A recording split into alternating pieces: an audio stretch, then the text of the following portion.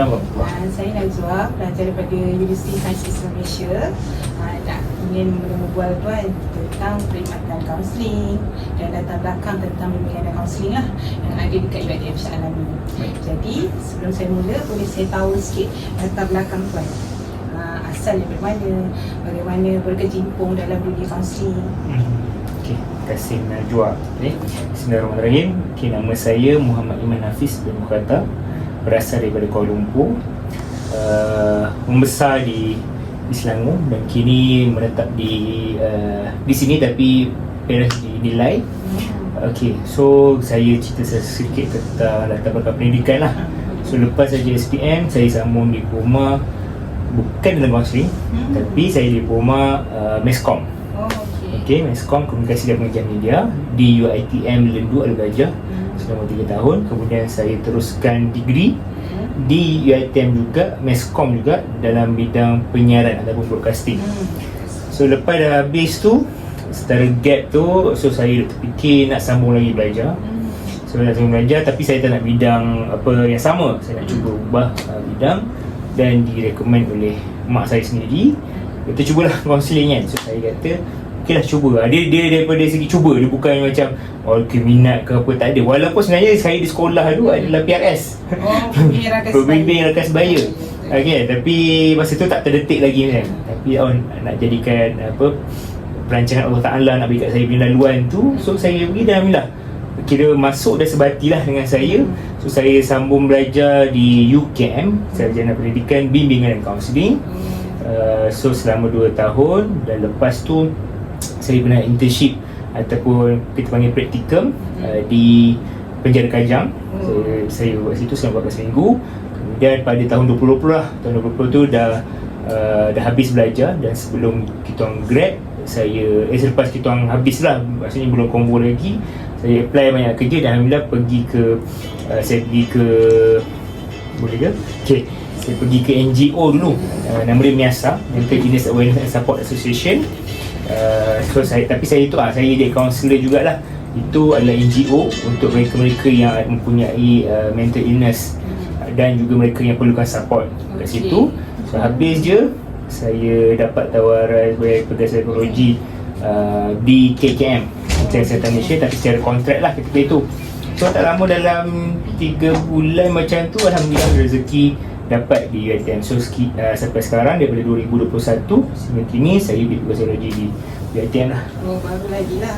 Baru kata nak apa kata genap 2 tahun lah. Alhamdulillah, rezeki Cik Iman di sini lah. Ya, betul. InsyaAllah. Okey, soalan kedua saya, pada pendapat Cik Iman sendiri, jika disebut tentang perkhidmatan bimbingan dan kaunseling, apa gambaran umum yang Cik Iman boleh bagi kepada saya untuk saya lebih minat dan lebih tahu tentang bimbingan dan kaunseling sendiri? Okey, baik. Jika kalau kita lihat gambaran orang awam dulu lah, orang awam berkaitan dengan kaunseling ni adalah nasihat, kemudian tempat untuk orang bermasalah, tapi itu lebih kepada stigma lah ataupun persepsi yang salah. Sebab perkhidmatan kaunseling ni adalah perkhidmatan membantu, satu proses, satu hubungan membantu pada sesiapa saja, tidak kira apa kata bangsa ke, agama ke, warna kulit ke, dan tak kira sama ada masalah ataupun tidak. Sebab sesiapa sahaja boleh datang sini untuk berkongsi apa yang dia rasa, dan mungkin diperlukan pandangan ataupun pendapat ataupun kata satu perspektif yang lain. Sebab kebanyakannya ada orang datang, dia hanya dapat satu perspektif saja ataupun satu pendapat saja yang dia dah decide. Tapi bila dia berjumpa dengan kaunselor, tiba-tiba dia kita panggil celik akal ataupun insight, rupanya ada lagi cara lain. Itulah perkhidmatan kaunseling, iaitu kita membentuk satu pemikiran yang lebih rasional. Mungkin kalau dia datang dalam keadaan tidak rasional, kita cuba untuk membuatkan dia tu lebih rasional. Tapi bukanlah kami yang macam berkuasa untuk mengubah, tak. Tapi lebih kata apa, dia sendiri lebih kata apa, membawa satu pemikiran yang lebih baik ataupun lebih rasional lah. Itu pandangan lah berkaitan dengan kaunseling secara umumnya. Okey, baik. So jadi jika Cik Iman bagi tahu tadi, gambaran umum kita dapat nak bantu, hubungan kita membantu klien kan. Jadi tugas Cik Iman sendiri di bahagian kaunseling kerjaya unit UIDM ini, apakah tugas harian Cik Iman daripada pagi sampailah ke Cik Iman habis bekerja pukul 5 petang? Okey, baik. Di UiTM, kami punya kerja utama kami ataupun kerja hakiki kami adalah memberi sesi kaunseling. So dekat UiTM ni saja kita ada 3 unit lah, unit kaunseling, unit psikologi dan unit kerjaya. Dan saya di bawah unit kaunseling, memang fokus kepada pelajar. Tapi unit-unit ni dia hanya fokus kepada satu lagi perkara ataupun kerja kami, iaitu buat program. So program kami lebih kepada pelajar.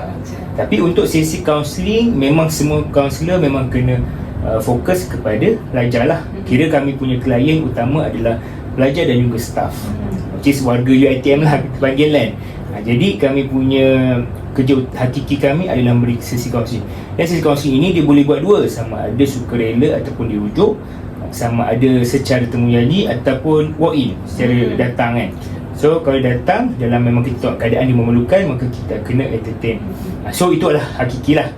So kalau dia tak kira waktu ketika itu, kalau appointment, itu kaunselor sendiri lah yang set appointment, nak jumpa, nak buat sesi tu waktu bila. Kalau walk in, you kena terima, you tak boleh nak macam halang ke apa, tak. Itu memang kita punya kerja kan. Okay, selain daripada itu, kita juga buat program kita, kalau macam saya memang fokus kepada pelajar. So macam tahun ni dan tahun lepas dan tahun ni saya buat program nama dia Life with Counselor. So Life with Counselor ni kita bagi talk lah, apa sajalah. Betul kat belakang-belakang tu tajuk pasal kata overthinking, tajuk pasal mental health, tajuk pasal counselling. So untuk kita kata apa, expose kepada pelajar. Selain itu kita juga ada buat kerja-kerja kata apa, macam di sini kita ada sistem counselling. Maksudnya bila pelajar atau siapa yang nak buat counselling, kita ada sistem, tak perlu nak datang, you kena set letak. Ada sistem dah, terus dah kita boleh buat appointment dekat sistem tu.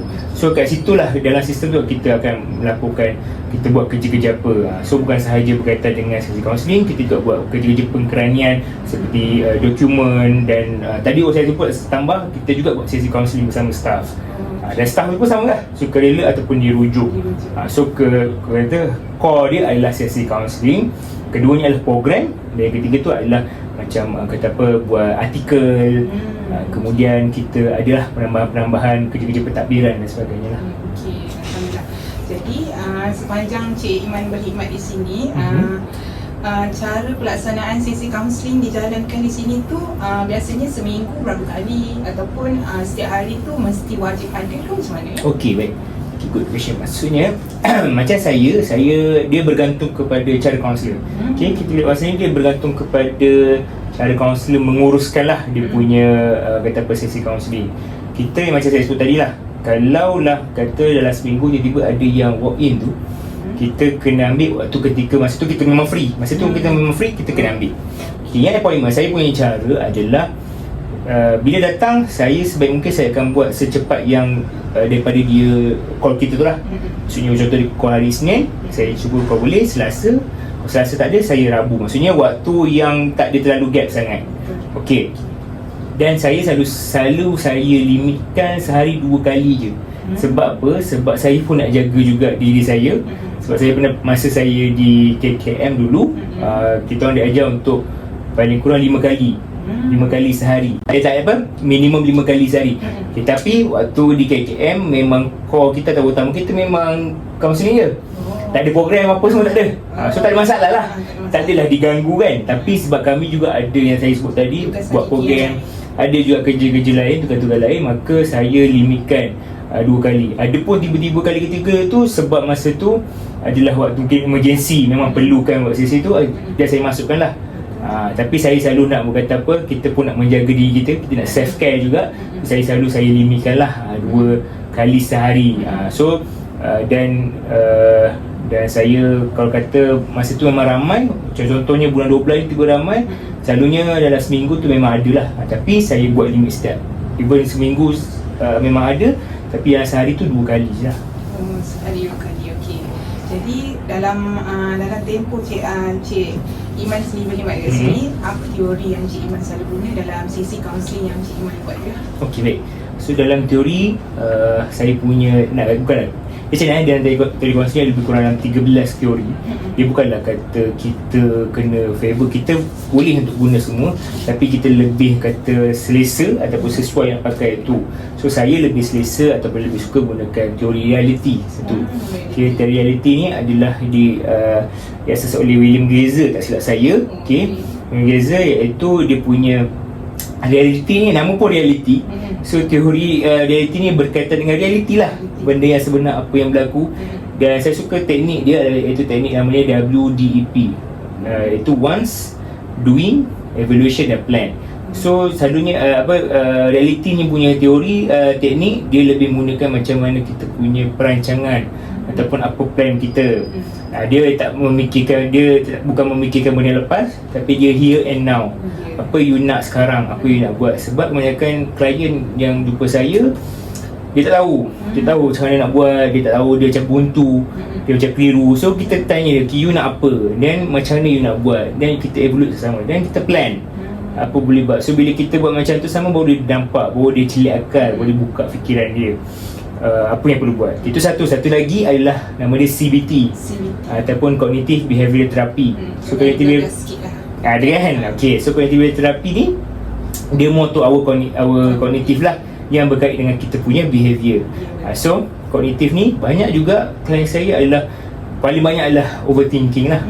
Dia overthinking tu something, dia selalu fikirkan. So saya selalu, kita merangka ataupun kita restructure balik, kita menstrukturkan balik pemikiran dia, kita mengubah daripada pemikiran negatif kepada fikiran yang positif. Tapi bukan saya ubah, kita mengajak klien tu untuk berfikir lebih baik.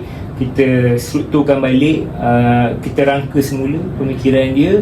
Yang you fikir ni adalah pemikiran yang tidak rasional, yang kata apa, yang tidak membantu you pun, you cara you berfikir. So saya selalu bagikan adalah tentang cara pemikiran yang reality, which is sekarang. Sebab kebanyakan orang yang overthinking ni adalah fikir yang selepas dan yang akan datang, dan yang benda yang belum pasti. So saya minta mereka fikir apa yang berlaku sekarang, fikir apa yang kita boleh buat. So dua tu lah yang selalu saya gunakan, teknik yang Cik pasal teori reality dan juga CBT. Okey. Jadi daripada dua teknik tu kan, boleh tak Cik Iman, kalau tak keberatan, Cik Iman kongsikan sikit beberapa kes yang Cik Iman pernah handle sepanjang Cik Iman berkhidmat dekat sini ke, ataupun sebelum ni? Boleh Cik Iman kongsikan dengan saya? Okey, baik. Terlepas saya berapa sesi, lebih kurang 60 lebih sesi klien dan tahun ni lebih kurang 60 juga, nak masuk 60 juga. Ramai juga tu 60 bilangan. Kan, ramai juga kan. So mostly saya boleh cakap kan, mostly kebanyakannya memang saya guna dua teknik tu lah. Dia macam seimbang tau. Sebab macam di sini banyakkan yang jumpa saya adalah rujukan. Bila rujukan ni, mereka dia panggil cuti khas tau. Cuti khas ni adalah cuti yang diberi kepada pelajar yang perlukan cuti, so that dia tak perlu nak pergi masuk kelas, tak perlu nak ambil exam. Okay, disebabkan dia cuti, dia macam MC. Maksudnya dia tak perlu hadir. Maksudnya dia tak pergi masuk kelas, dia tak ada kena bar ke, dia tak pergi exam, dia tak kena extend ataupun repeat, tak ada, sebab dia cuti. So bila cuti ni, mereka saya guna reality tu lah, bagi diorang plan, apa kalau you nak cuti ni, apa yang you nak buat. So bagi diorang berfikir dan diorang tahu, bukannya diorang just sekadar cuti saja. Okay, at the same time, satu lagi kes, satu bila mana yang sukarela, isunya adalah pasal tu lah, overthinking. So banyaknya saya akan bagi CBT lah, bagi diorang berfikir balik, rationalkan balik. Dan selalu saya akan guna, saya suka guna teknik homework, bagi kerja kat diorang. Dan biasanya saya minta diorang buat jadual ataupun buat journal. You tuliskan apa yang you fikirkan, yang mengganggu you tu. So kalau nak kata berapa jumlah tu, dia seimbang lah, lebih kurang 60-60 tu. Maksudnya 60 saya guna CBT, 60 saya guna reality. Okay, kebanyakannya orang kata apa tu, klien Cik Iman ni pelajar lah. Ada kalangan staff. Benar ke? Ada kalangan staff yang ni kongsi masalah juga dengan Cik Iman. Ada, tapi staff tak ramai. Tahun lepas saya tak sure ada ke tidak. Ada tak okay. Dan seperti yang saya ingat, tahun ni ada 3 orang lah staff. 4 orang. So sama juga, 3 yang sukarela, 1 yang dirujuk lah. Okay, orang luar ada juga? Orang luar tak ada, sebab dalam UiTM kami memang fokus kepada dalam UiTM, warga UiTM. Ada pun luar adalah orang yang ada kait dengan UiTM. Maksudnya student dia punya parents ke, adik-beradik ke, ataupun orang yang ada kait. Ataupun staff tu dia ada anak ke apa ke, boleh. Tu boleh. Tapi kalau orang luar, kita selalu recommend untuk diorang pergi ke tempat yang ada kaunseling lah. Sama ada pergi ke klinik kesihatan ke, atau pergi ke macam Shah Alam kita ada pusat kaunseling Selangor. Selalu itu pun free je. So kita selalu bagi yang orang luar ni adalah untuk kepada kaunseling kepada yang kami ni lebih fokus kepada UiTM sendiri. Sebab kita ada sistem, kita ada data dia. Kalau orang luar kita risaukan daripada segi keselamatan dan sebagainya lah. Jadi khidmat kaunseling yang ditawarkan kat sini hanya untuk warga UiTM sendiri lah, pelajar dan juga staf lah. Okay, jadi sepanjang Cik Iman melayan kerana klien-klien yang datang kan, jadi tentu ada cabaran. Betul. Okay, jadi apa cabaran yang paling besar Cik Iman pernah hadapi sepanjang Cik Iman berhadapan dengan klien punya masalah? Kata cabaran, mungkinlah cabaran dari segi masa buat sesi tu. Dari segi mungkin klien tu reluctant ataupun dia rasa macam sukar untuk berubah. Okey, tapi itu selalu kita bear in mind adalah bahawa itu di luar kawalan kaunselor. Okey, kita just dah bagi guide macam ni, macam kita bagi homework tu sebagainya. Tapi kalaulah kata apa klien tu sendiri rasa tidak mahu berubah, itu bukan kita dah punya kuasa. Itu dah luar kuasa kita. Maknanya kita dah tak nak kontrol lah. Okey, so dia berbalik kepada klien tu, you sendiri yang decide untuk macam ni. So dia tak boleh lah nak decide untuk you. Itu pun antara persetujuan lah, kita bagi sebelum sesi, kita beritahu kita buat sesi tapi yang buat keputusan adalah klien tu sendiri, awak sendiri, bukannya kaunselor. Kaunselor hanya bagi jalan, bagi laluan, bagi antara solution yang boleh, you sendiri yang tentukan lah. So tapi itulah, tapi itu jugalah sedikit sebanyak dia bagi cabaran lah bila mana klien tu reluctant, dia rasa macam tak boleh, saya tak boleh nak berubah ni Cik Iman. Tapi yang menarik tu tahun ni saya dapat 2 kes, iaitu yang pertama berkaitan dengan porn addiction, ketagihan porno. Satu lagi adalah saya nak sebut LGBT pun sebab dia je suka. Dan pula dia suka lelaki, dia lelaki suka lelaki. Ni dalam kalangan warga UiTM di klien saya lah.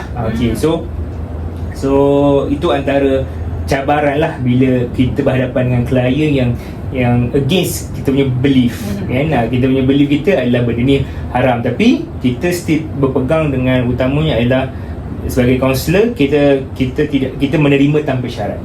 Tak ada kita sebab okey ni tak terima, tak. Kita ambil dulu, dan kalau dah di luar kemampuan barulah kita akan bagi tahulah. So itu antara cabarannya lah bila dia against our belief, dan juga yang klien yang reluctant lah.